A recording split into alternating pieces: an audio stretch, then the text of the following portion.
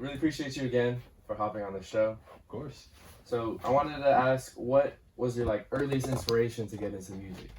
So I like to tell people like I knew when I was 13 is where I really think of. I'm pretty sure the album was like Powerballin' by Chingy, and I think I followed it with The Carter by Lil Wayne, and it was those two albums that just made me be like, I gotta do this. This is so epic, and it just made me fall in love with it. Lil Wayne, I started printing out his lyrics around that time, and that's before Genius too, right? Yes. So I used to go and print them out, sit in my room. I remember vividly, like Let the Beat Build. That song was so crazy. I know that was Carter 3, so it's a little further, but still, like, I started in Carter 1, and that's when and through there, I always printed his lyrics. I studied them, and that's why when I rap now, I'm really into similes and metaphors, you know, and I learned that from Wayne. So I just, it just really spoke to me, and I just really value the stories that they tell and just the vibe it gives you, man. It's just such a, music is such a beautiful thing, and I was like, I want to do that to people. I want to hit people like that. Yeah.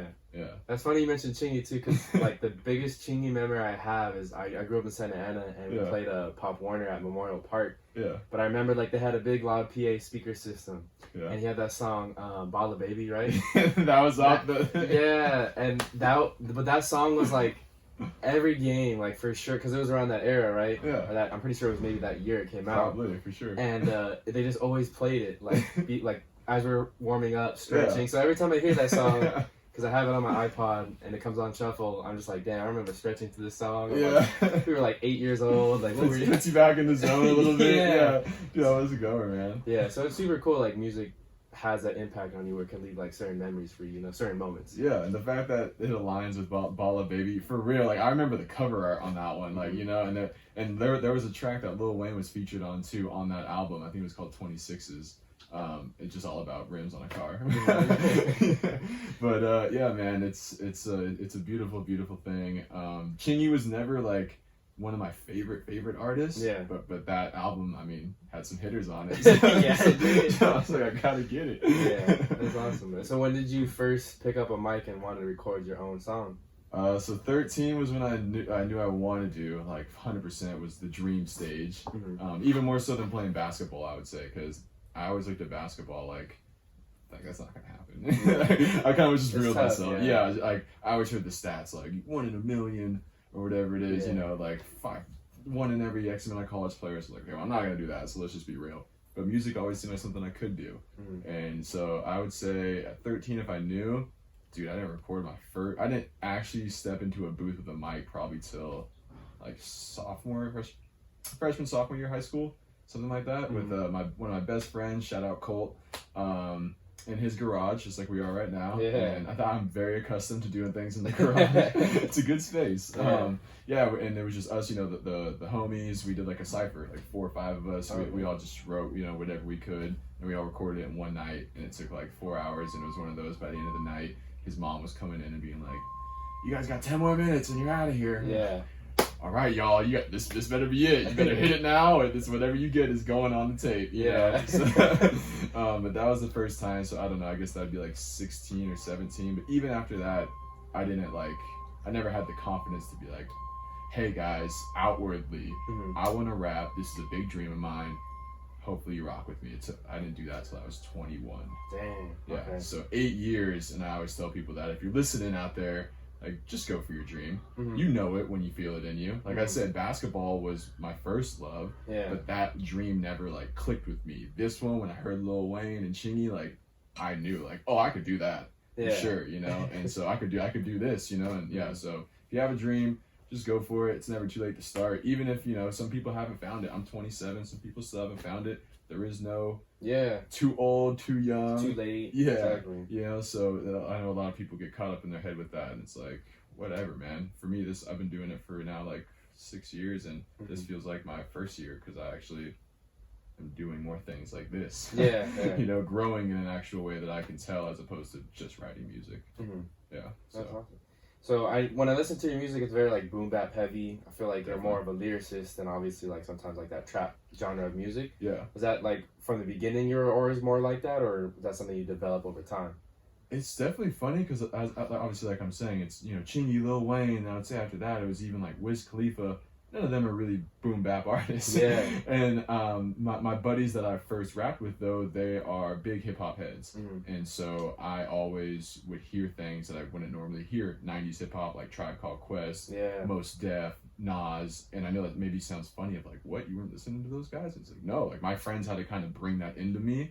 And then I'd be like, wow, Tribe is dope, dude. You know, these beats are crazy. Hearing Dilla for the first time and stuff like that, Madlib, all those they brought to me. And that I just kind of blended that, I guess. It really is, it just took over. Like when I hear boom bap, it just gives you it's a vibe. Like, and I've kind of, that word has kind of molded into how I approach my music in general. Obviously lyricism is a big part to what I do. I take a long time sometimes to make sure a bar is correct or that it relates and makes sense. Yeah. I don't cuss that much because I think you can use other words. Yeah. So I really put effort into the words I say. But overall, I'm starting to learn that like it's just music is such, like I say, a vibe. Yeah. And so I'm starting to understand myself. I am really good with words. I'm gifted, but it doesn't have to be a freaking brain puzzle every time I go on a track, you know? Yeah. So I'm starting to understand that more. Like my first stuff, dude, when I listen to it, I'm like, what?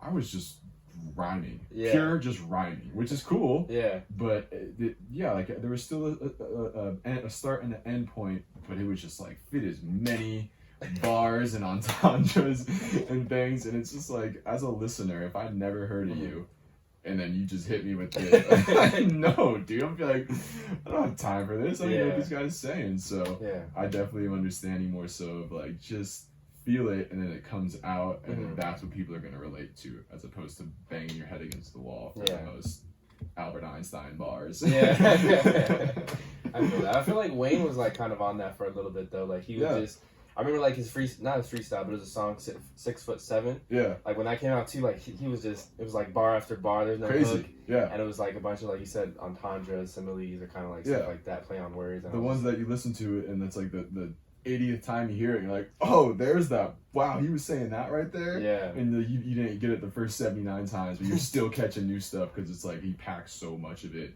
in that. And that's probably where I got it. Like I'm really into, to keep it obviously very simple, I'm cold as blank, I'm dope as whatever. And then obviously, you know, it's much more complicated and complex than that, but I just think that is so cool. And like, how many ways can you say that you're cool?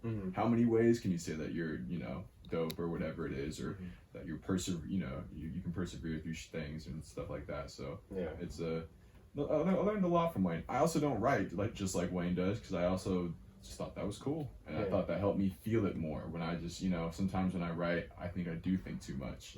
So it's a unique balance. I've definitely talked to some people, and they're like, it might help you. It might help you kind of flesh it out a little more, which I feel. But now it's been, dude, I haven't written a song down in like 3 years. Really? So you just keep it all in? Yeah, 100%. I have like full albums, my singles, everything I had. Like, I'm 27 now. Yeah, it's the last one. I couldn't even tell you the last one I wrote. It was when I was 24-ish. Yeah. And it was just a skill. I was still in college. I just made myself be able to do it. That's crazy. That's a good memory to have. So to all you out there, you can do, if you just put I'm telling you, the mind, they always say it, is a powerful thing. I wanted to see like, well, can I do this? You know, I challenged myself, and I could. And I'm all about that, of like, well, what can it do? Like everyone says it's so powerful, let's find out. And, you know, I know definitely it comes with the blessing of I have a good memory, and I was, you know, good at memorizing like study guides in school. Yeah. Studied lyrics when I was 13. Yeah. So it all kind of makes sense when it all pans out. It's like I've been memorizing from the start, so now I just kind of implemented it to my writing style. That's dope, man. Yeah, so it's dope. Trying to model Lil Wayne. I just, you know, follow the greats. So I'm like, hey, if he does it, I mean, I guess I'll do it now. And it just, I can write anywhere. I can write on the bus, I can write on my way home from work in traffic, on my way to work in traffic. It's just, I make the most out of every moment that I have, and then I don't feel as overwhelmed. You didn't even use like the notes on your iPhone or voice memos? Nothing. That's dope, man. That's dope. And I mean it. Like, I know, you know, some people may feel like, oh, that's cap. He doesn't really do that. And I watch interviews of some people who still believe that with like big artists. Yeah. And I can truthfully say like, no, man, like I believe them because I learned it from them, and I can now do it. And it's not an impossible thing. It did take me years to kind of develop, but yeah, man, there's sometimes I can write a song, a day, like one writing session, 2-3 hours, whatever it is. And it's just, that's it. I'll go to sleep on it. I'll wake up in the morning. I might forget one little flow of a bar, and I kind of got to sit there and bring it back, and then I have. But yeah, it's sometimes I forget, and then I got to sit there for a little and run it back from like old tracks. Yeah. But I rarely forget, man. And if I do, I kind of just hang it up. So like, well, then it must have not been that dope, because I didn't even remember it. Yeah. That's good. All right. I can relate to that somewhat though if I flip it like to what because I first got into like sports journalism, and that's what I wanted to do, and I still want to do that like long term. But there's times where like you have to do a lot of research before games or before you interview players, coaches, that kind of thing. Yeah. And so like through different internships, like I'll have like I'll put out like a little bit of like tape or just like a little demo reel for people on Instagram and stuff like that, and people are always like, how do you do that? Like how do you like remember all these things? I'm like, it's not that hard, but yeah. I guess it's kind of like you where you I was a kid like always looking up stats or different players or for sure. You know what I'm saying? Programming. So, exactly. 100%. You program your mind to do it from a young age. It just becomes habit, and then it's like it's really not that hard, Yeah, no, I totally agree, dude. It's literally the things you don't think about when you're doing them. Like I'm just looking this up for fun, and you're memorizing stats, you're memorizing names and all these types of things, topics, stories, whatever it is, but you are memorizing. And then so when that's going to translate later, not everyone does that, and that's fine. But obviously for people like us, that's why I said I know a part of it is just we're blessed in the path I was paved, and the cards we were dealt. You were into looking that stuff up, I was into looking up this, and then now we're here, and we know how to memorize stuff a little better than most probably. Yeah, there you go. So you said at 21, that's when you were kind of like, you came to the forefront, like, hey, I want to do music and make this my career and everything. Yeah. Was it at any particular moment that changed and flipped that switch for you, or is it kind of something that progressively happened over time? There was an actual moment, which I am happy to say, because it's like for the story of it all. Like, yes, there was that moment where it was like light bulb. I was in Santa Barbara, still going to SVCC with a bunch of my buddies, and one of my best friends, shout out Chach SF, one of my producers. He actually produced my main single, my best single that I have out, I would say, Beach Boys. That's what I'm most well known for. Yeah. And he made that in a garage.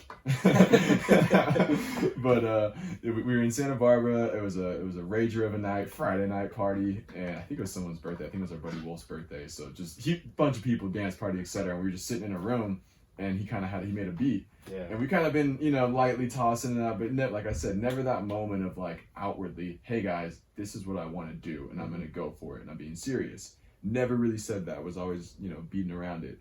And we just were sitting there, and he's like, yo, man, why don't we just do this? Like, I have this beat, let me play it for you. If you like it, like, let's just go for it. Yeah. And that's what I was waiting for the longest time, was just that push.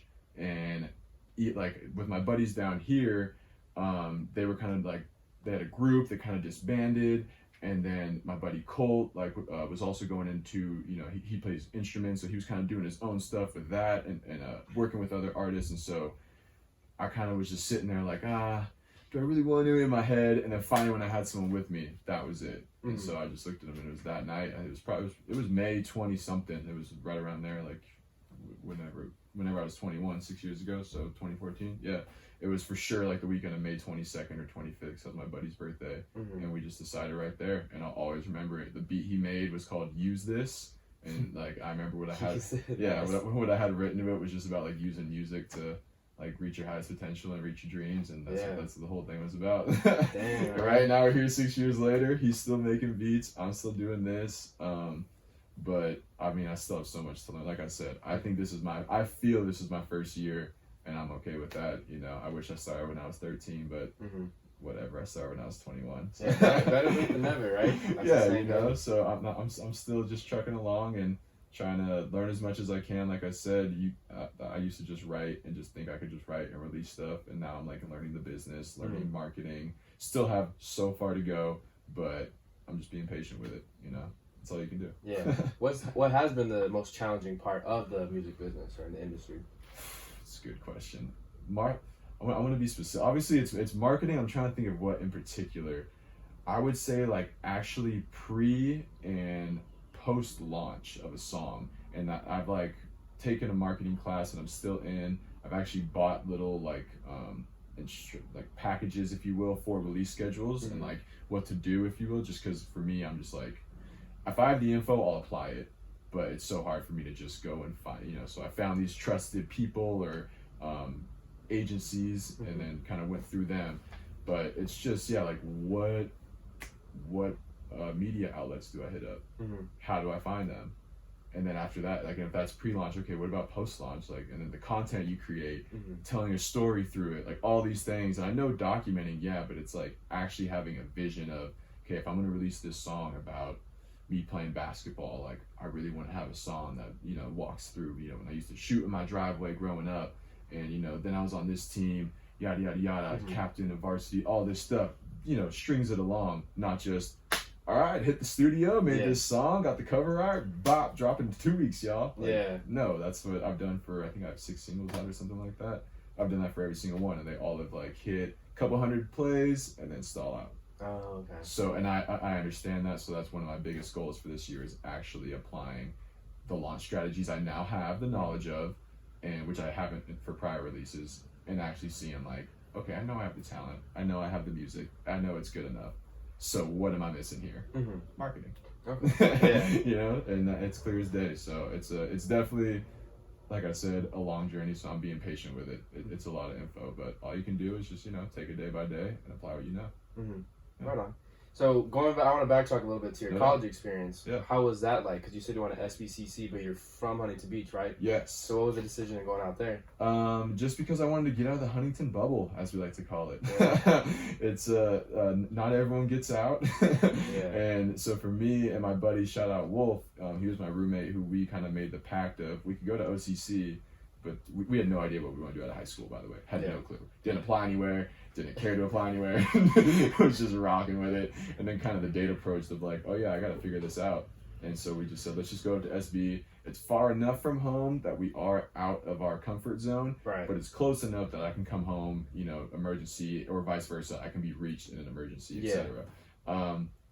And yeah, so we just pretty much were like, all right, let's go there. That was epic. That's where I met Chad and our other buddies, Logan, Al, you know, a bunch of other people, etc. But we all kind of formed this family, and it was kind of through that, and I'm still best friends with all of them to this day. And like, that's who I bounce a lot of my songs off of. And so it's a cliche I heard growing up was like, your college friends are the ones that are, like, you're really gonna rock with for the rest of your life. And I kind of did have that, and it's a beautiful thing.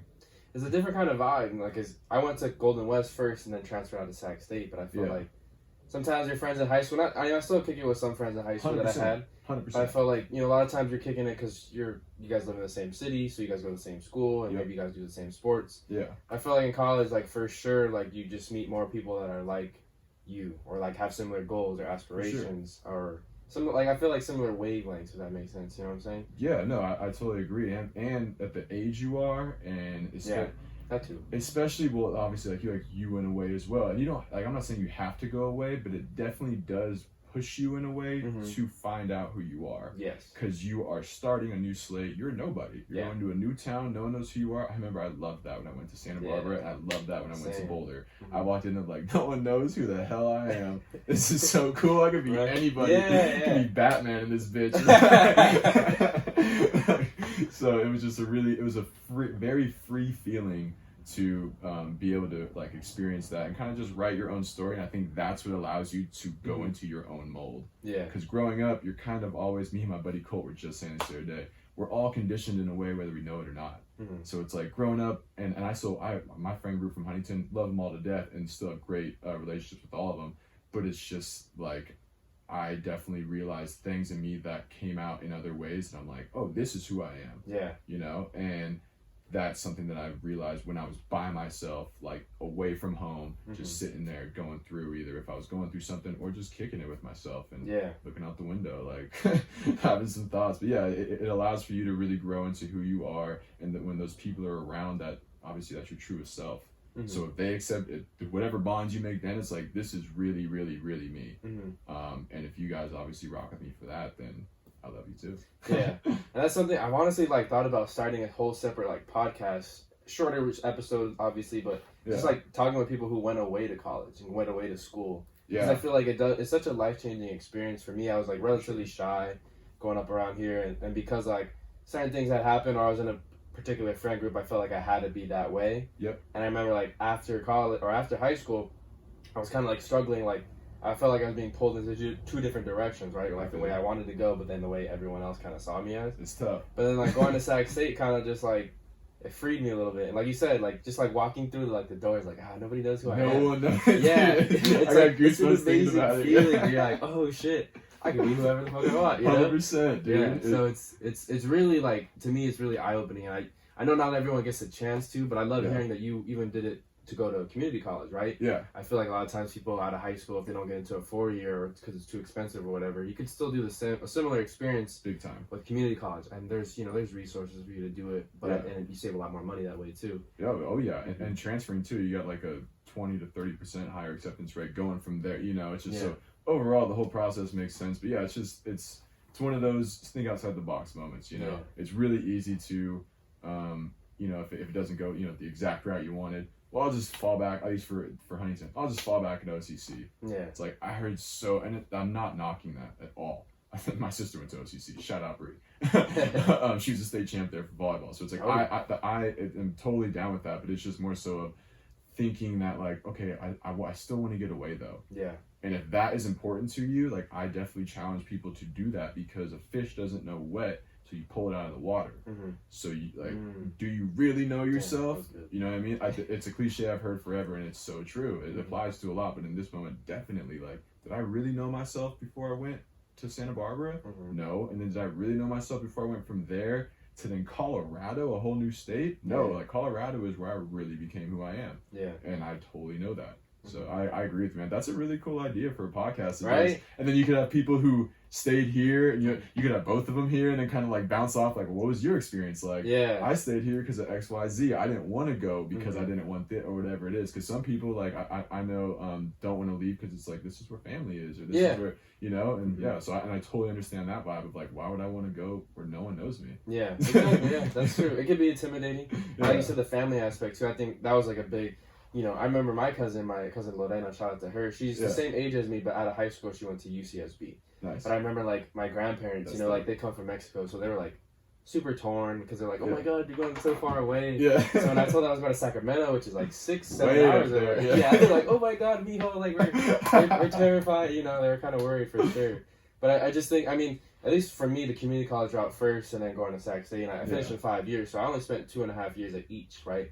I feel like it's not too long of a journey, you know what I'm saying, to be away from home. I think if you can't manage, you could fix it however you wanted to. You can do it in 2 years, a year, or whatever. But yeah, for sure. I feel like it's definitely manageable, right? You're not going away from home forever. You know? You still have a lot of life. You don't just dive head first to like, okay, I'm 17, 18, you know, maybe you're turning 19 if you're a late bloomer, and then it's just like, all right, I'm going to the other side of the country. See ya. Yeah. That, I can see why that's a little bit like, whoa. Yeah. Never lived on. I'll never forget the first time I was in my apartment with Wolf, and like my parents left, and we just looked at each other like, what do we do? Yeah. We got no supervision. We can do whatever the fuck we want. Like, this is awesome. This is college. So, yeah, man, it's definitely a beautiful, beautiful thing, the journey. So how was it at Boulder then? Was there any big like culture shocks living in Colorado and going to school out there? Yeah, definitely. I would say the pace of life, and like people ride bikes. That's a bit fitness. Like Boulder, actually, I've learned while I was out there, is one of the most like fit cities in all of America. Mm-hmm. Colorado, I'm sure as a state is up there, but I know Boulder in particular. Like, and so just the way of life I felt was way more, of course, in tune with nature. And people were just more out and about, and like what I would do for a Saturday, maybe I'm a big gamer, so if I'm not writing music, I'm probably playing video games. Still play basketball. I'm an athletic nerd, but for the most part, I'm gonna kick it on a Saturday and play video games. That's what I was doing today. You know what I mean? So, but in Boulder, like, you know, you kind of almost, you look outside and it's just like everyone's outside doing something. You're getting calls and like, hey, we're going to do a hike. We're going to the creek. So the way of life was definitely, I would say, a little bit slower in like a bit, you know, because Cali, the rat race, you know, definitely. So I felt that was really cool, and the just the people there, man, like that really showed me that like, whoa, yeah, people in Cali sometimes can be a little harsh, you know what I mean? Yeah. And of course, harsh people are everywhere, but the cliches I've heard about California, being out of California for so long and meeting people, I was in Boulder for 2.5 years. Yeah, I definitely was like, oh man, like just even like girls, guys, just it was so much more of I just felt an easy approach to people because it was slower. I didn't always feel like someone had an end game, if you will, you know, which I'm not saying it's a knock, but it's Cali, man. It's the rat race. Things are more expensive. You got to do shit out here. It's different too. I feel like because we're so fast paced, we put on a lot of like unnecessary stresses and just big time, you know. And I feel like stuff like because there's so many people here, traffic.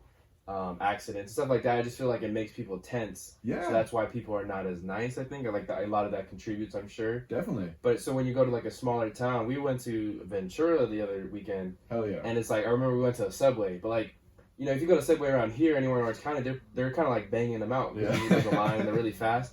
But we went to the Subway in Ventura, and this dude's like, taking his time, putting the chicken, like super slow. And I was like, I remember watching, I was like, damn, like we're in a different little area. This is still California. You could just 3 tell. hours up, you know, the 101, but you could just tell, like you said, you could just tell like he's different style of living. It's a different vibe, man. Yeah. And like again, like you don't know what to go out the water. Like it's really, it was eye opening to me that I really noticed. I tell people all the time, I loved Colorado, man. Like that place to me will always have a place in my heart. If I didn't have my daughter, obviously in California, would have been there forever. Damn. Okay. At least for for the foreseeable future. I went to school out there. My degree was out there. I would have lined up jobs out there, etc. Would have went that whole route.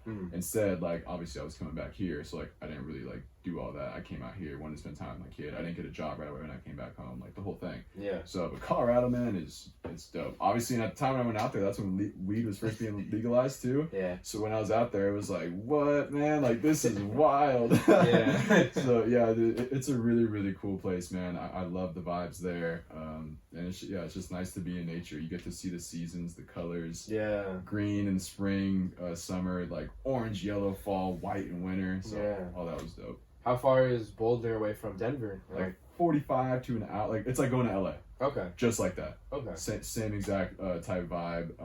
It was a 2-lane highway. I'm pretty sure. I think they widened it, but sometimes that'd be a bitch.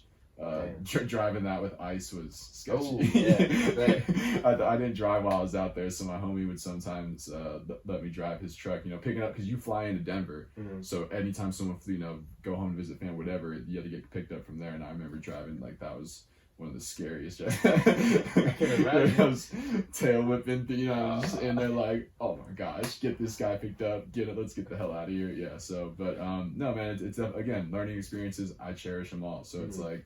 I look back on that and I'm thankful for it. I now know how to drive in snow. Yeah. And I take my family up to Big Bear and whatnot, and I'm like aware, and it's not, coming in cold. Yeah. How do I do this here? Yeah, exactly. Drive us off a freaking mountain, So yeah, it all comes full circle, which I'm thankful for. Did you ever get snowed in when you were there in Boulder? Like some serious snowfall? What's funny is places like that, we didn't get snowed in. We did have the 100-year flood. Oh. So it was the largest flood that they've had, obviously, in 100 years. And I actually lived on a hill 4 miles off of campus. So we didn't live, like, right down in the heart of it, just money-wise. And so my cousins lived in the heart of it. And they actually hit me up, and a couple of our coworkers who lived with them, so friends and family, hit us up and were like, "Yo, our place is being evacuated, yada yada yada." Because I was on a hill, so we were like safe in this 100-year flood. And they had to stay with us for a couple days. Everyone's basement. Colorado's big on basements in their houses. Yeah. Everyone's basements were getting flooded out, and like the whole thing. Yeah, so that was a big deal. But in snow, it's a snow state, so like those people are so fucking prepared for it. Yeah, I couldn't tell you how many days I looked out my window like checking my phone. I'm not getting an alert for this. Like, bro, this is to my kneecaps out here, really. And then you just look out on the roads and totally like ready and been paid for hours. Like still snow, but like in the sense of obviously leveled out to where people are driving. And I just always looked at there wasn't one snow day. Not once. Nice. So we had a rain day, which I blew my mind because think of it like a rain day. Damn, I had to rain a lot for that. Yeah. No snow day ever.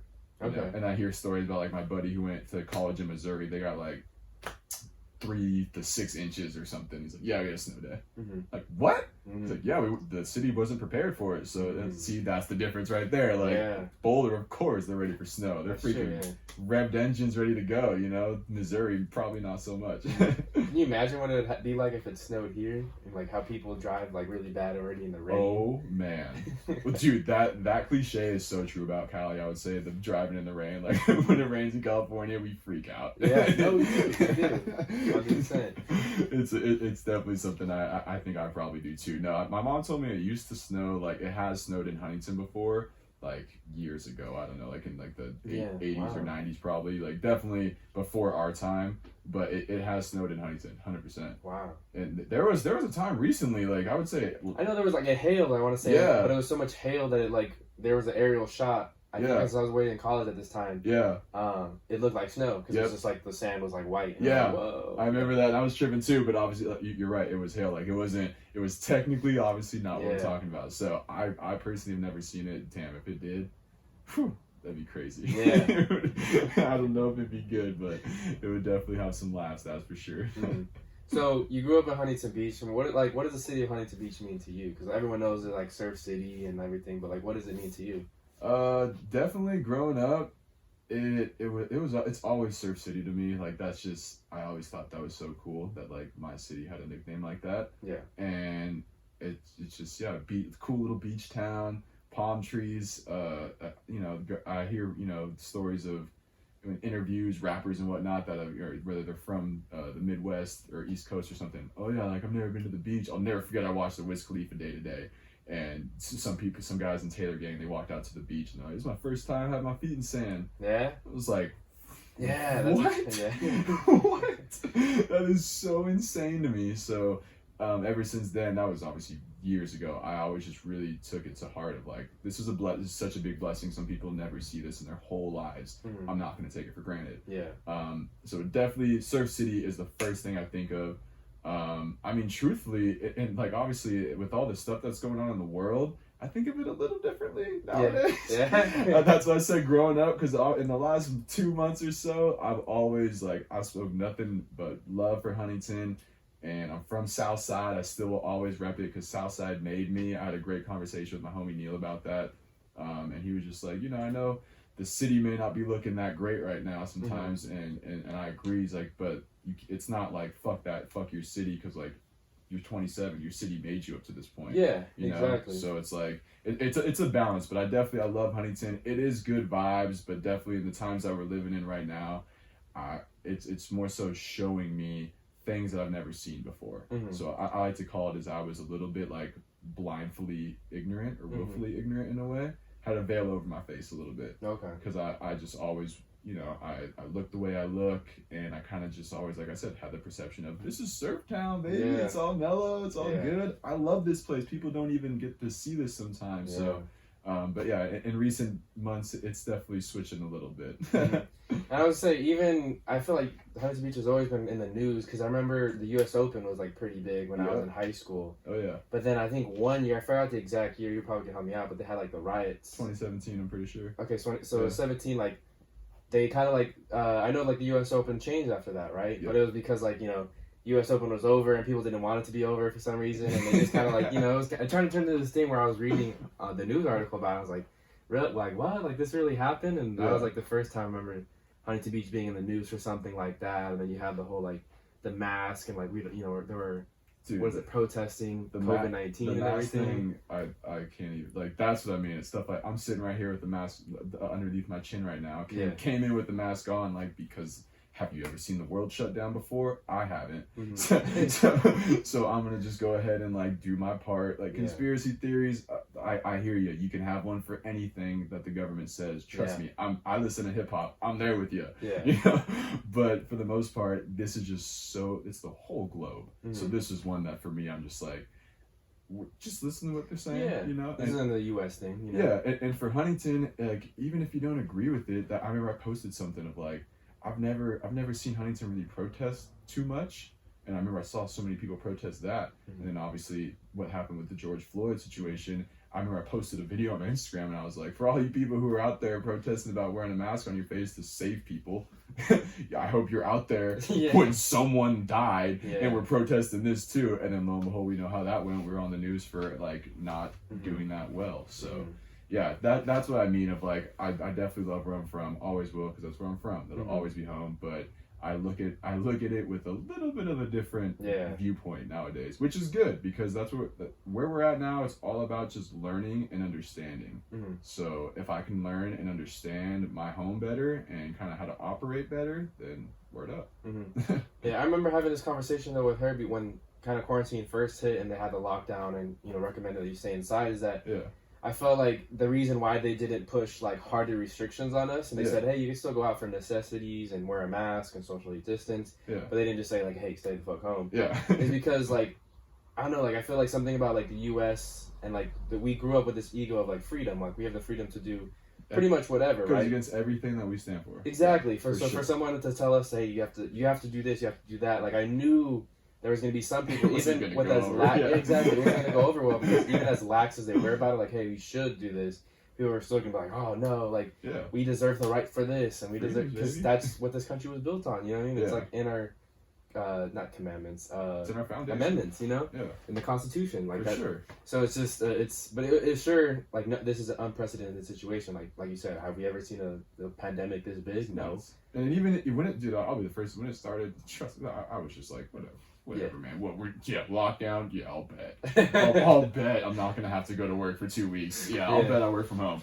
Oh shit, I'm working from home for 2 weeks. Okay. Yeah. So it's been a crazy time, but I mean, for me, I've honestly made the most of it. You know, like it was half days working from home and just being able to work on music and focus on stuff like that. So just like even focus with like family. Just being a dad and like. My kid obviously was homeschooled now because of that, so it's like there's been a lot of like different changes, but looking at it all, of course, I wouldn't wish a pandemic, but given the way that we've adapted, like in my house, like it definitely is going the best as it can go. Yeah, and I feel like for creators, it was a good time. Whether you are making music or whatever you create, I feel like it's a good time because you have all that time to yourself now. And big time. I feel like I discovered I was more introverted than extroverted, like during quarantine. Because I was like, like, no one's asking me to go out. Like that's fine with me. Yeah, I'm all good with that. Yeah, so it's kind of nice. I could kind of just chill. And, like there was a lot of things like around the house I was just too busy to like fix. Like my bike. I love riding my bike. Big time. I'd been needing to fix it since like September though, but like first week of quarantine I was like, all right, got the tools, fixed it, and I was up and riding. Boom, just made sense. Yeah, so it was like a beautiful time for me. Were you able to create more music, or how did it affect your creative side of things? Definitely, yeah, just like being able to sit down, create more, just write more, and just for creative cuts especially, you kind of just get a more. I watched my creative cuts go from when I started creative cuts, I didn't have any clue what I was doing. I knew what I wanted to do. I wanted to do a new thing every week, and that was it, with a video, some type of visual representation. And once quarantine started, and I was working half days and working at home, it just allowed me to really like sit down, really write more and more, so I had more material, and then just look and be like, what does this vibe tell me visually? I can actually sit there. And then that's when I started doing different angles. And I started being like, actually, well, let me do one full shot here, and I'll do one full shot over there. And then I'll cut, and that's just nice as the viewer to see different viewpoints. And so it really kind of helped me level up for sure with creative cuts. And creative cuts are my biggest goal this year, just because that's me being consistent. Never done anything like that consistent 52 weeks out of the year. And I'm probably going to keep going after that, just because I look at it now of like, that's my thing. Yeah. It's my thing. And I've had people tell me that, like, that's your thing. So I got to run with that. I'm like, all right, well, I'm going to pretty much brand that, and kind of just that's going to be what I do every single week for my fans. And it'll, I'm sure, morph into something later on of like, it's not always just going to be like a song. It'll probably, I don't know, it could be like if I'm working on merch, it could be the process of me, coming up with the idea, pressing it out, doing the whole thing. That's an episode right there. Just anything creative, because then that's always going to be me being consistent. Yeah. And that's the biggest thing with this is like, can't be just making a song once every 3 months. Yeah. And thinking this is gonna pop off. Like something tells me it's not gonna work like that. So just trying to stay on top of it with that. But yeah, the quarantine definitely helped a lot for that. And I even wrote like a full list on my phone of like, because obviously I have unreleased tracks. So I just make a list of like ones that are untouchables. So I have a list of like untouchable singles that I'm like, once I get this whole thing done, and this kind of builds my fan base more and shows that I am serious, I am consistent, and that you should care about what I'm doing, because I am going to do it. then that's when I drop these untouchable singles. So it's like you're gonna hear all these ones that are gonna become your favorites because you get the taste of it. Yeah. And you're gonna want these, and I'll drop them at the 3 or 4 at the end of the year. But then after that, like probably going into the next year, like I'm just gonna come out with all brand new singles, and that's my plan for right now. We'll see. Like I was just even thinking on the way over here of maybe I'll drop a single. Like my birthday's in September. Okay. You know, just the like I don't know. This is what I mean. Marketing. It's always like, which way do I want to do it? Do I want to drop one? You know, let's try and drop it in September. If so, I should start now and the planning for it, and you know, setting it all up. It's like, or do I just want to really focus on creative cuts and like just rock with that this year and. You know, I'm going to press merch out soon for, like I said, get that brand going. And then from that, I think I'll build more loyalty and more of a fan base. So then when I do have my releases, they're more optimized. I did want to ask, what was the first idea? I have a lot of fun watching your creative cut series, by the way. Thank you. But where did was there a previous artist that you watched or looked up to that had something similar, or how did you get that idea? So it was, first, shout out Most Critical, the Most Critical. He did his One Take Tuesdays, and that was, I've never seen anything like that. And I just came across it. I recently, last summer, did a show with him at Tiki Bar, and just really was such a dope dude, just vibed with him, and I just told him, like, your shit really inspired me, man. Like, I just really want to do something like that. And I remember him being like, that's like the highest respect right there, is like inspiration. So thank you. Yeah. So biggest shout outs to him. Really, really dope guy. But yeah, so from that, I kind of just took it and was like, if he can do it, why can't I? You know, and I was so engaged with it. I was looking forward to it every Tuesday. So it was like, that makes so much sense. And all the marketing things I'm teaching, it's like, what makes you stop when you scroll through Instagram? What makes you stop? And like, you want to, you know, it's like, so catch yourself when you stop and then do that, you know? And so I really just took that. And then I also heard in like a little interview, that's what Russ did, you know? And that's obviously someone who is at the top of the top. And he released a new song every week for 2 years. And that's when he started getting like traction. When he started getting a little bit of a bubble after 2 years. So I just hear that, I'm like, okay, bro, yeah, you've released 4 songs in 3 years? Who the fuck you think you are? Like, it's not gonna work like that. So it was a combination of both of them, Russ and the Most Critical, and just seeing someone who is like basically from OC that I know that I can relate with. So knowing someone who's done it, and then also looking up to someone who's actually like big in the industry and seeing the correlation of like, dang, so from any level you're at, it's just about consistency, you know, and you can do it at this level, you can do it at that level. So I mean, I might as well just hop on board and see if I can. And that, you know, when I set a goal and I challenge myself, I mean it. So I've missed a couple weeks given just the times we're in the last month. I didn't do one for the month of June. Just kind of let it breathe. But I keep track, man. I was on 22. 22 was the last one I did. And so I missed 4 now. So when I come back, I'll be on number 23, and like I will make up those 4 during the year. So there'll be weeks where I do 2, you know, and like there'll be weeks where maybe I do 3 or whatever. But yeah, like by the end of this 2020, there will be 52. Yeah. Like you said, it's good to have that kind of presence or something else to have as an artist, because I remember growing up in high school, especially, I was really big into Odd Future, and they had their whole YouTube series. You know, like. They were, you know, doing like a lot of pranks and stuff like that, but you could see them, like, even if they didn't have new music, like, oh, they got a new video up on YouTube. And eventually, it led to Loiter Squad. I don't know if, like, you're familiar with that. Definitely. It was on Adult Swim? Yeah, right? It was on Adult Swim. So it was on Adult Swim, and I don't know if it's still going on right now, to be honest, but they had, like, a good little, you know, like, 2-year run where they were doing stuff on YouTube, and then eventually, like, Adult Swim got it. And it was, like, a 15-minute show. It was kind of weird. It was, like, Robot Chicken, but you know, live action. It was a filler one. It was a filler one, exactly. But it was super cool to see them, like, we have this music stuff going on, too, but, like, you can also check out our, you know, like, us just, like, having fun and, like, being young and, like, pranking people. And they also got, like, a lane through that, too, you know? And it shows another side of you as an artist. And that also, it's just, there's so many aspects of that. Like, that's going to bring in fans that maybe don't even like your music. Yeah. They may not even care that you listen to music, but they think that you're hilarious, so they're going to rock with you. And then maybe down the line, they end up, okay, like, this song's cool. But then there you go, that's a fan. And that's what it's all about right there. It's just like, it's content is king. That's something you always hear now. So, like, Creative Cut is my approach to that, and just trying to stay, like, it's a bitch to sit there and think like, okay, well, what content do I want to do today? Yeah. Like, I hated that. Yeah. I am not in this to post on Instagram I'm not. Yeah. Like, I know I have to, Right. just where we're at, and I understand and accept that. But I'm gonna get to the point where I automate it, and so I don't have to be on there. Yeah. But like, I hated having to like, what's my caption gonna be? And, Yeah, like, no, dude, that's me too. dude, That's so I'm with you. We all do it, dude. Like, and it's just taking my marketing class. It made it really clear of like, who are you and what is your brand? Yeah. And once you find that out, like, and it's just like 1, 2, 3 bullet points. Be real simple about it, and like that is what you should post about. Mm-hmm. Nothing else. And so it's just like, I'm a dad and I rap. Dad rap. Okay, I'm only gonna post about being a dad.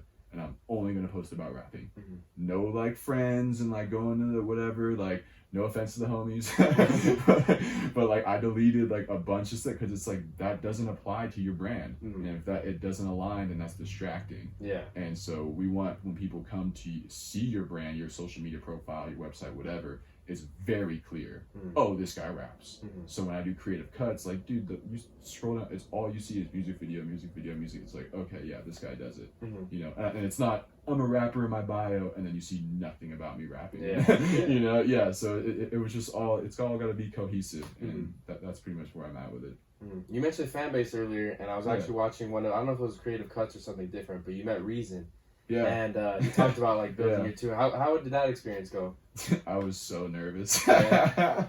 It was at the observatory. I've never gotten to Reason, a big TDE fan. Yeah. Ab-Soul is one of my favorite artists. Nice, me too. Triple Entendre is super, you know, this guy raps about stuff that I look up afterwards. Like, the fuck was he rapping about? Yeah, like, what is this? Like, all the time. So, and that is at the core of me, so I love that. Mm-hmm. But I also understand it's a very unique path for, like, to go that way. Yeah. So, again, that's why mine, I'm kind of like, I like it, but I vibe. But, so TDE, Kendrick, all them, always been a fan, but Reason I heard about, and I was like, oh, he's performing. All right, he was opening up for JID, and I was going to the JID concert by myself, and Reason was up in there, and he had a dope track on his outro song, and he was like, I'm gonna meet everyone up in here. JID's on next. Like, if you fuck with me, I'm gonna be at the merch table. Come and meet me. Damn. I'll be here for as long as it takes to meet everyone, and stuff like that. I love because that's what I would be like, 100% when I'm on stage. Whenever I do get to that point, it's gonna be like, I don't care how long it takes. All you guys came out here for me. I will meet you if you will wait to meet me. That's tight. You know, and because that's the form of the line right there. Yeah, you know. And so, you know, we get in the line. I was like, the line is there. I was the guy like floating on the side of the line, kind of like back and forth, like, should I do this? Should I? Shit, no, I should just go. I should just go. No, this is stupid. This is stupid. And then like, no, don't be a little bitch. Come on, you know you could learn something right now. Get in line and just go and like ask him a question. I'm such an overthinker. I just like, I didn't want to go, and I thought, oh, it's such a cliche thing. Oh, do you have one piece of advice for an indie artist? And I was getting in my own head. Don't get in your own head out there. It's a bunch of bullshit. So finally, I just hop in line, and you know, I go up and I just ask him, and he dude, it was so cool. He fully took a sec and was like, huh. And like could tell was gonna give me a legit ass answer. Yeah. And he goes, 200 fans, man. Don't worry about anything else. Focus on your first 200 super fans, people that'll ride or die for you. Mm-hmm. Anything you drop, they are commenting, purchasing, all that. Those 200, that number. Once you have that 200, watch what happens. Mm-hmm. He's like, you will build from there so much easier, but they have to be 200 super fans, ride or die people. And so that kind of made it easy for me to quantify, like, 200 isn't that hard. No, yeah. You know, like, when you're sitting here thinking of, like, how am I going to get 1,000 fucking followers on Spotify? Right. That seems like a big mountain.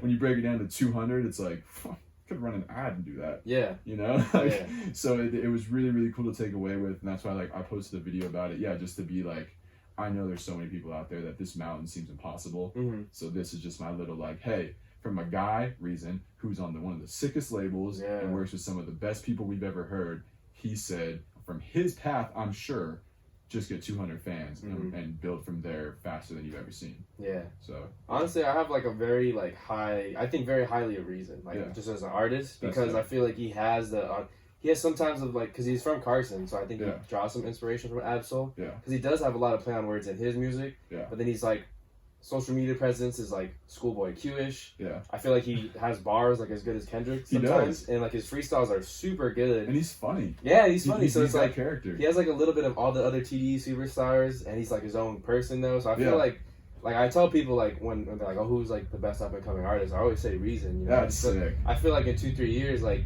I don't think he'll be bigger than Kendrick, but he'll be like up there. You know what I mean? He'll be like, that's dope. See, like I haven't met someone that actually like rocks with him like how obviously you do. Like I haven't heard someone say that of like next up and coming. I could see why. Like I've heard enough of him to be like in passing conversations if it comes up big. Oh, that Reason dude's dope though. Yeah. Like no, if you haven't heard him, like I don't know. I don't have albums by him, but I've heard enough from him. I saw the end of his set. And I was like, damn. She turned this shit up. Okay. Yeah. Even his whole like story with his album, the first one that he released, he wasn't signed with TDE yet, but so the album There You Have It, he went to TDE. I forgot exactly how he got introduced to Top Dog. Yeah. But basically they liked his stuff and they said, hey, we're gonna take down your album because it had only been out for like a month or something like that. So they said, take it down. We're gonna re-release it later. And they like trimmed it a little bit. I think he said it was like it went from 16 to 11 tracks. So they trimmed it down and they just re-released it, and like so he didn't have to like he didn't get signed and like have the pressure of putting out like a new album or mixtape right away. But yeah, they liked his album so much they just like we're gonna trim it up and then re-release it as like member of TDE, like once you get signed. I was like that was really cool. Like that TDE, I feel like TDE does a lot of like things the right way or the way a label should, you know. Yeah, they clearly, and I know they're tied with Def Jam. They're tied with someone now. I can't remember. I can't remember. Damn, I can't believe I forgot that. That's bad. Because there was a point where it was a big deal. Where I was like, oh man, because they were like an independent label, and then they signed with whoever. Yeah, but anyways, they always seem to treat their artists right. Their artists have a very niche bond. There's only like, I don't know, 10 to 15 of them total or something. So you can just tell it's a family vibe, everything about it. And they let everyone shine. Like, okay, Isaiah's dropping in the fall, so fall's for Isaiah. No, you're not going to hear from anyone else. Right. Okay, winners for Ab-Soul, you're not going to hear from anyone. And like, I know that annoys us sometimes. Yeah. Trust me, I want an Ab-Soul album more than anyone. And I've seen he's been tweeting about it. Yeah, and I heard him on Flick It Up. Right. I heard it. I'm dropping the gym this summer, pick it up. I'm like, all right, let me know. But yeah, man. So it's definitely TDE. Like if I had a dream scenario of being signed, I go back and forth. As of right now, I would say I don't want to be signed just for creative control and just what I'm doing. Yeah. Try and build my own thing, kind of challenge myself to see what I'm capable of. Yeah. But if I, in a future world, if I was to get signed, it would be like TDE would be my dream one. Yeah. For sure. Not even close. Yeah. Yeah. Have you ever seen Ab-Soul perform? Yes, many times. Okay. Many times. I saw him. I've seen him at Coachella. That was my first time ever seeing him when I went to Coachella years ago. And that was unbelievable. And then I saw him at Smokers Club tour in Denver, which is epic, like passing joints off stage and whatnot. Chevy Woods was in that one, and Joey Badass was in okay, nice. So and like a little hole in the wall, like observatory type place. Okay. So it was really cool. But Ab-Soul I've seen. I haven't seen anyone. Oh no, I saw Schoolboy Q at UCSB. Okay. Oh, nice. A little school concert. Nice. It was cool. And I remember that one. He was like at the end of it. I always take notes. When I see people live, like because I always have felt that it aligned with me. It always felt like I wanted to be up there, and I could be up there. That's not too big for me. So, but he hopped off stage. He's like, I'm gonna cut my set short these last 10 minutes.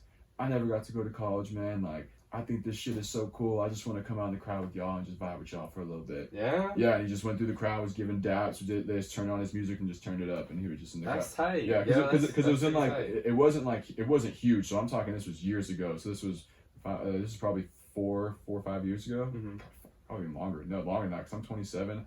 I was in Santa Barbara when I was 19 and 20. So it was like, 7-8 years ago. But it was literally like Constellation room small. Yeah. Like not even big room observatory, like even like maybe like even a tad smaller. So it wasn't like he was in a mob of people. Yeah. It was really like cool. Maybe. Yeah, and I remember just seeing that and thinking like, man, these guys are like you think they have it all. Yeah. That they're out here balling, they're doing it, and here we are at college, and they're looking at us like these schoolboys looking at us like, I want to just feel what you guys feel for 10 minutes. Yeah. And that was really cool to see of like the role reversal like that. Yeah. A lot of them are very genuine. I know. Yeah. So when I was in Sacramento, there's a little, kind of like the Constellation Room size. Yeah. It was called the Harlow's Nightclub. Yeah. And I saw Isaiah Rashad and Ab-Soul there. But both of them were like I was super close. Like and because there wasn't as many people as there were for Absol as there were for Rashad. Yeah. So I like Absol, and I made sure too. Absol, I went like see that. super early, right? Like Absol, I was like, I'm getting there 2 hours early, getting a Yeah. good spot. So there was a lot of times where like during his performance, he got me up, like he was smoking, and I got like the smoke right in my there, and face. you're like, I was like, oh shit.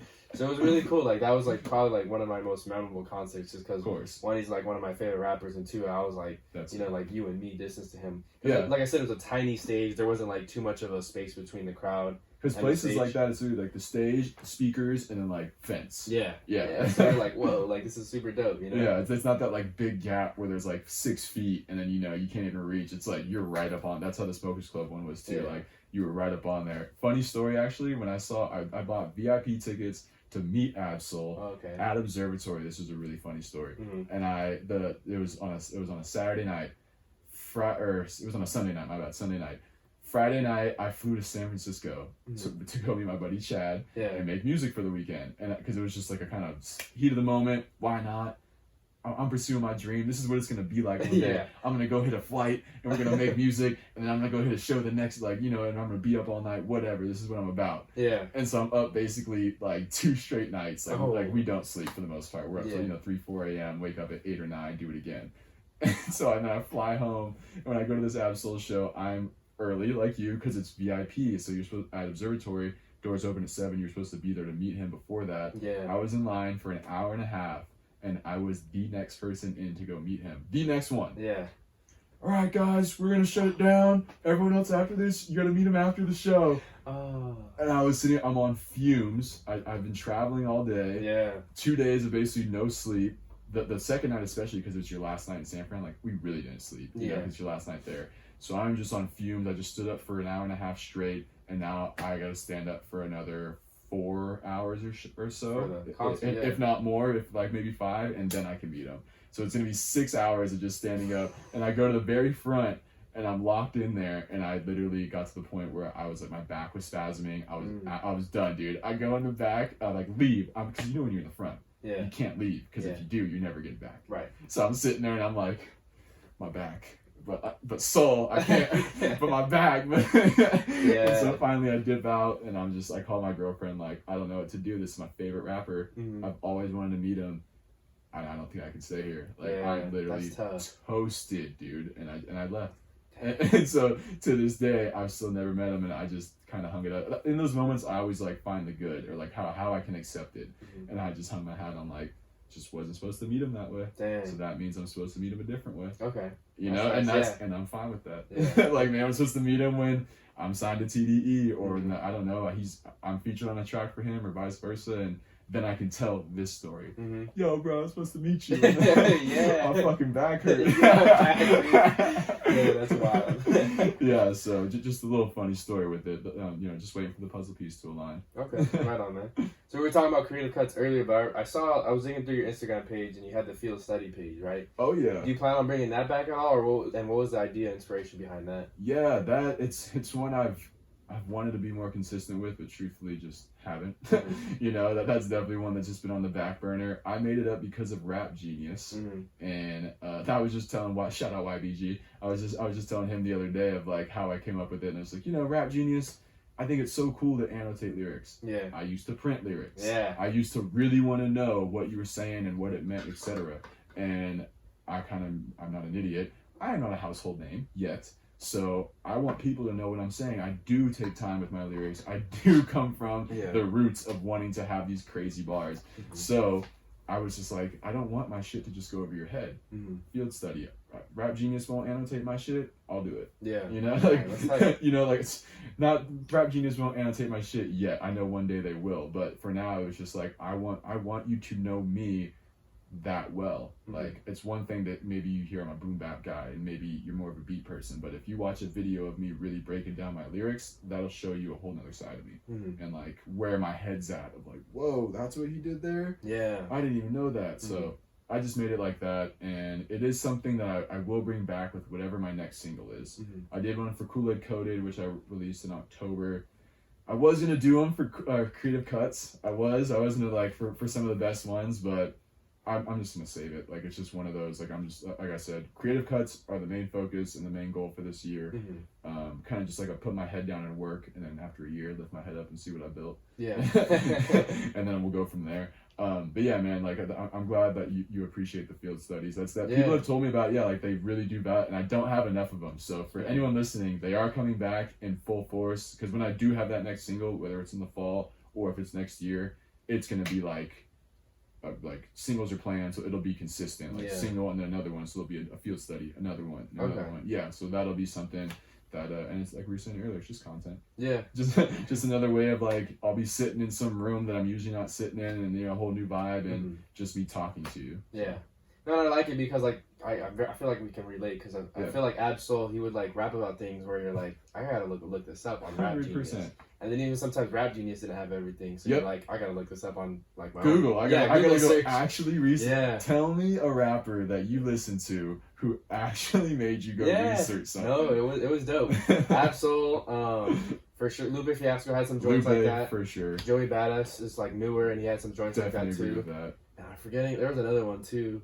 But, yeah, like, those artists, for sure. They make you think. Yeah, they make you think, and you're like, well, I gotta, like, research this, you know? Dude, for Ab-Soul, it was, I remember, like, Nibiru was the name. Yeah, talking about, like, the ancient, like, Mesopotamians. Yeah, like, ancient, like, aliens, and I can't even remember it, but yeah, like, the Anunnaki. Yeah. And I'm like, what is this guy on? Yeah.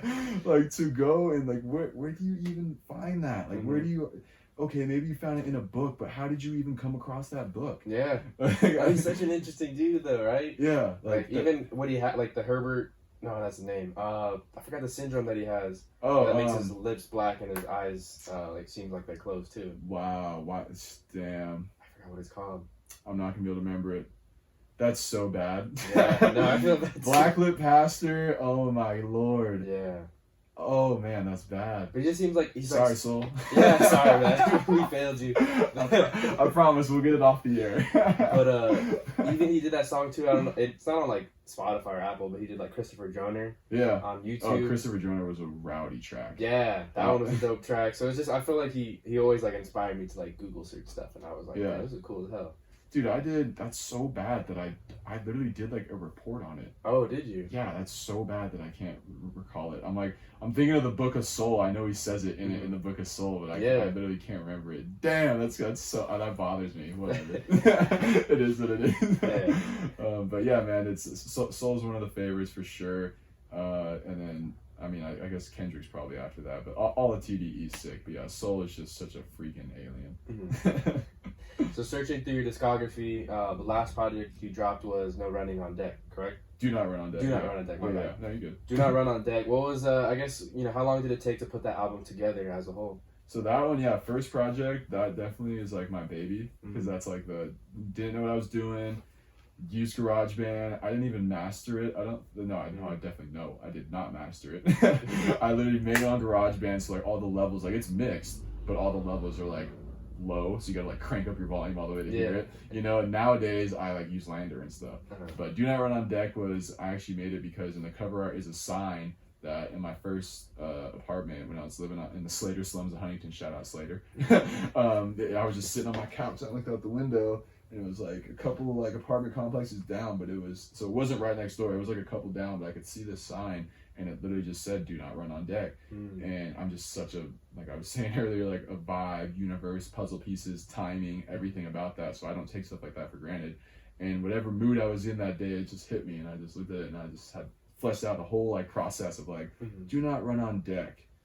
Like, yeah, because the faster, like on deck, obviously next up, faster you're on deck, the faster you're up, faster you're out.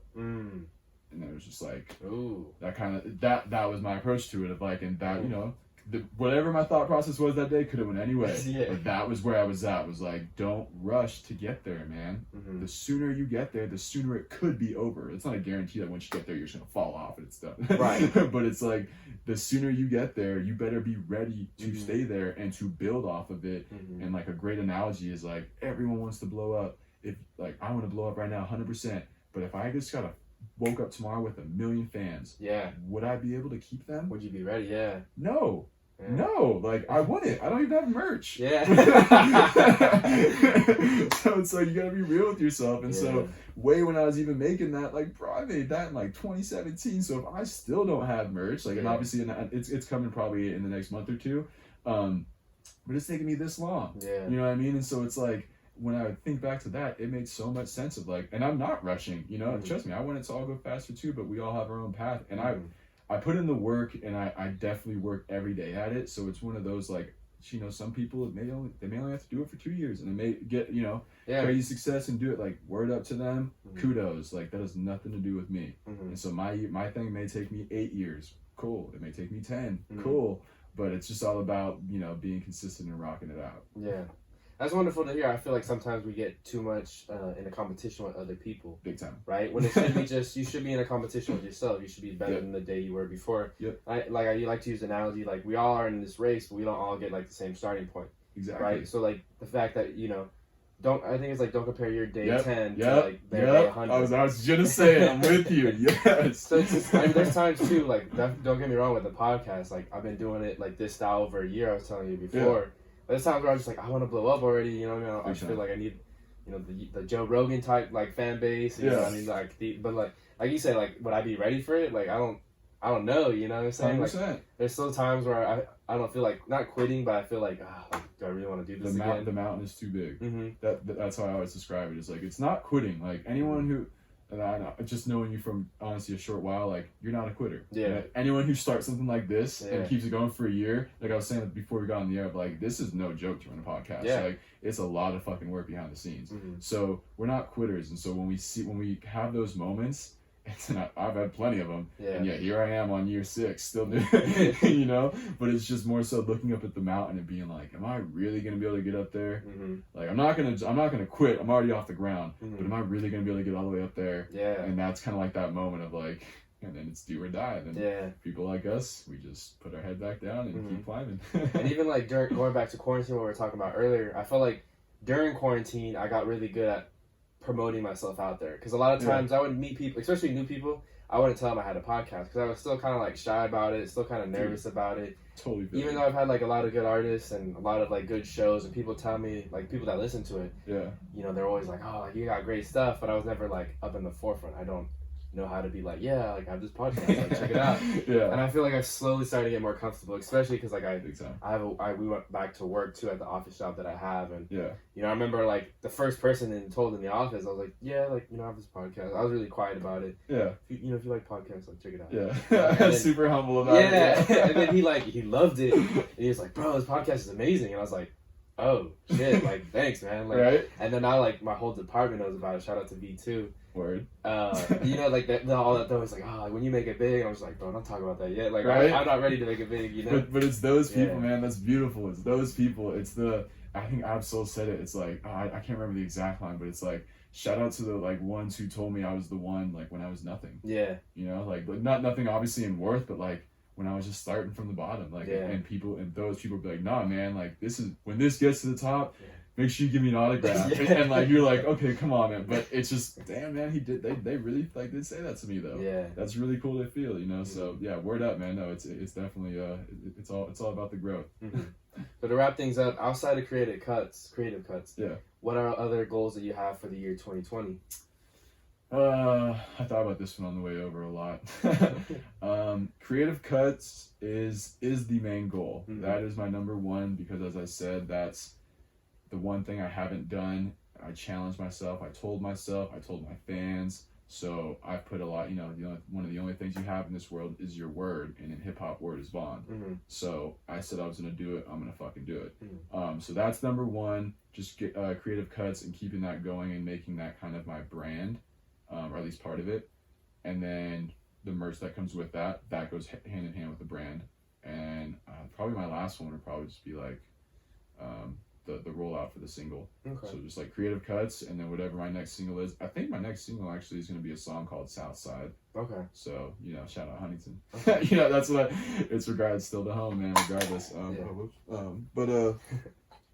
So pretty much, just creative cuts, merch, and actually utilizing the knowledge I have for a legit release to actually see what I'm capable of, you know. Yeah. And yes, I know the music's good enough. I'm not hitting enough ears. Oh yeah, yeah. Yeah.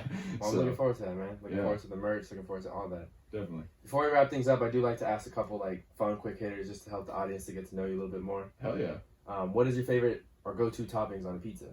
Oh, I fight with my friends all the time about this. Pepperoni and black olive. Okay. All right, nice. And at least in my experience, a lot of people aren't too fond of the black olives. So, and I'm picky. Yeah. So I'm usually like, they look at me like, your ass is eating black olives on a pizza. Shut the fuck out of here. Yeah. Yeah, but so yeah, pepperoni, black olive, go to. Okay. Yeah. If you can meet any person, dead or alive in history, who would you want to talk to? Oh, whoa. Given the times we're living in right now, that's for sure going to change my answer.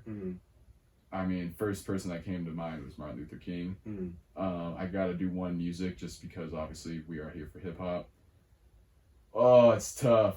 I think I would do Logic. Okay. I think I would do Logic. Okay, yeah. that's good. I love, I mean, it was like Lil Wayne or Ab, but Logic is actually, I mean, I'm half black, half white, so I relate to him in a lot of ways, and just peace, love, and positivity, the whole thing.